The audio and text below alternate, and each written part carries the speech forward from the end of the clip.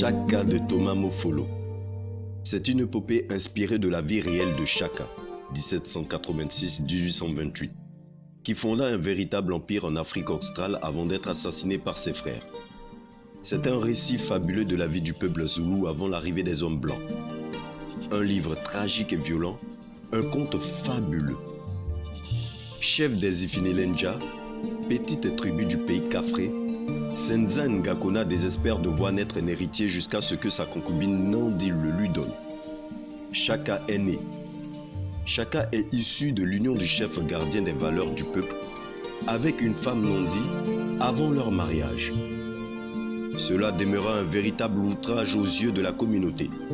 Une erreur qui marqua tragiquement le destin de l'enfant. D'autres princes naissent cette fois des femmes officielles du roi. Et sous la pression de celle-ci, Senza Ngakona chasse Nandi et Chaka du territoire.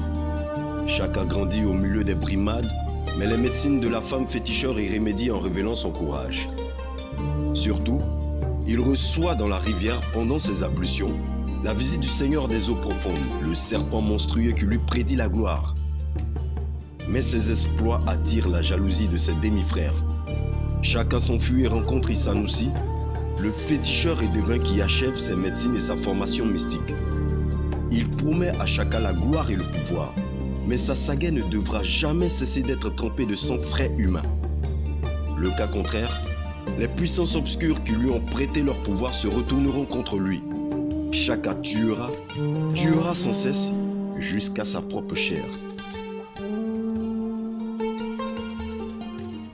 Lorsqu'on a déjà entendu parler de l'histoire de Chaka Zulu, le grand guerrier sud-africain, et que l'on découvre un roman qui est totalement dédié à sa vie, on pourrait penser que ce roman ne parle uniquement que de la guerre, de la violence, de sang et plein d'autres choses dans le genre.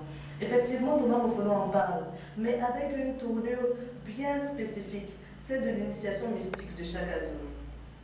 Nous partons de son enfance jusqu'à la fin tragique de sa vie, et nous voyons ces injustices qu'il a dû subir du fait de ne pas être un enfant légitime.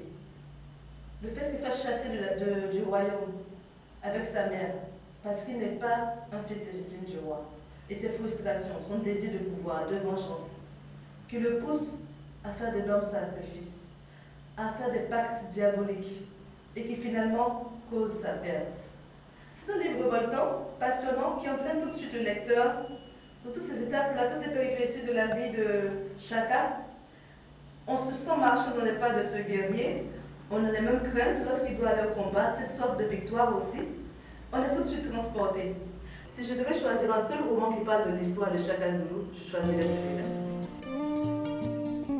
Le saviez-vous? À la mort de sa mère Nandi en 1827, Chaka fit exécuter plus de 7000 hommes et femmes.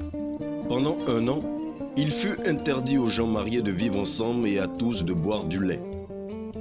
L'armée de Chaka à son apogée comptera plus de 100 000 hommes, auxquels il faut ajouter environ 500 000 hommes des tribus voisines.